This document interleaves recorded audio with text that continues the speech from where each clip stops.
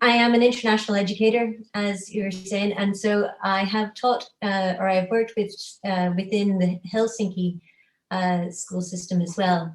And so I was able with former colleagues to come in and to, in this first piece, this is a grade 2 class. And in this second piece, this is a grade 6 class. And in this third piece, this is a year 10 or grade 10 class. And so I was able to work with these kids as the focus. So I had a set of questions where I asked them, did they like the story? And there was a resounding yeah. So the first group that I saw was grade 1, but this is actually this is the grade 1 class down here, and this is the grade 2 class. And they really liked, they said, yeah, the author offered us a way to see things from another direction. So it was really cool. And it was also reverse. There's a lot of, in Finland, we do a lot of, they restructured the curriculum 3 years ago, where they have now a lot of phenomena-based learning as well. And so this idea of having whimsical pieces of how we can look at a big piece in the phenomena of learning as well. So it was a reverse back way round day. So it's not that people in Helsinki are a little bit odd. You can see that her shirt is inside out in this one. But they really loved also then that the story was a backwards way round story. So they said, yeah, the author offered us a way to see things from another direction too. In Finland, whenever I was using English, many of the children, when they restructured the curriculum, children are taught English from the first year of school. And so that wasn't at all a problem or a component of difficulties. So this idea of seeing things in multiple perspectives, as you can see, it's a very, this is what's the Maunala is the neighborhood, and it's a very diverse group of children. This is the grade 1 class, and this is the grade 2 class here. So I said about the length of the story, it was perfect. So it was very nice experience with the grade 1. So continuing on, so 4 classrooms, 3 schools, and these are the names of the schools. So we've just seen Maunala, we're going to go on to Resu. And Resu, oh, there's grade 1 still thinking. Another component. Some people, they noticed this about Helsinki, about Finland. You're able to think more freely, perhaps, because your toes can think also. You come into the classroom and you take off your shoes when you're coming to school here. So it's with the neuroscience also. I know that Christoph was just speaking to that. That's one of the things also that they've noticed, that these kids who have, they're not bound up with constricted thinking or constricted feet, that has perhaps got something to do also with kids being able to see things or being able to experiment more freely and openly. So on to, that was the one that we saw, that was the piece that they were working. So on to this is grade 6. And I worked with this class when they were grade 3, so it was very nice to see them again. Now it's grade 6.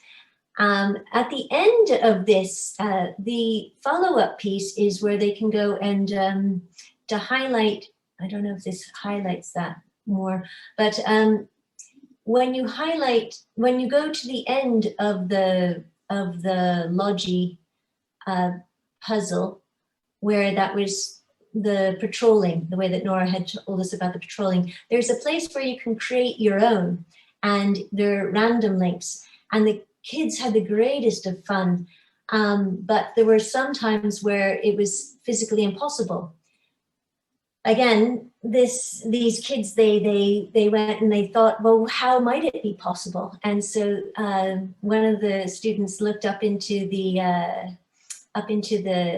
address line, and she says, well, basically the link, in the link, the last number is 3. So when you replace the 3 with a 4, it solves it automatically. So this idea of looking to see how you can logically just have things work out. It was very nice to see that also become a component of the class. As you can see also in our, just for worldviews, people in grade 6 now, they're wearing masks, but in grades 1 and 2, only the teachers were wearing the masks, and the students were not. The elementary school students weren't expected to wear face masks, just for a rounded worldview of things. So this is where we saw. What did you think of the illustration? I think the illustrations were too old-fashioned, right? And yeah, it should be, you know, this and this young man here actually. He said, I liked them. I thought they suited the story. So I thought it was a very nice component that, because I remember them as 3rd graders, and I remember that Van Gogh was taught in the curriculum. And I remember that, well, as we know, Van Gogh was completely not liked by many when he was alive. And now, just for those that are in America, there is, I can put it into the chat if you like. There are going to be 13 cities where you can go and see an immersive view of Van Gogh, which is pretty darn cool. It's here, you can see an immersive view of Van Gogh, but I'll put it in the chat later, because I think that it's really cool how these sort of education can encourage you to see things that you've learned previously, and that this arts component can be nurtured through the mathematics component, and vice versa. And then on to when we were onto the English school, which was the grade 10. The grade 10 was the story where we have the trainer who is saying, you must train your mind if you want to train your body. Notice that there were maybe, and this was a neat thing too, because whenever the kids made observations, they also noticed then things changed. Just as Nora said, her screen is different from what Daniel has today shown, because here we have boys, and this is a nice part of the component also, this story. Mathina, she's a very, you know, she's a girl, and in Finland we don't have the difference between he and she. If you want to say he is, it's han on. If you want to say she is, it's han on. And so this idea of a girl being somehow lesser, that was one of the pieces that the kids really liked in the story also, is that the girl was smart and she was strong, and she was kids hadn't picked up that they were brother and sister though. They thought that they were just friends. Again, there's more of kids just being kids here, and not necessarily so much of a gender piece attached. So that was an interesting component that was brought up. And I don't know if it was for the Finnish market then that they had changed, because as you can see, there's a disconnect between the illustrations, because I asked them about the illustrations also. And the illustrations, they seem to be rather, and they even call about boys, giving them to the boys.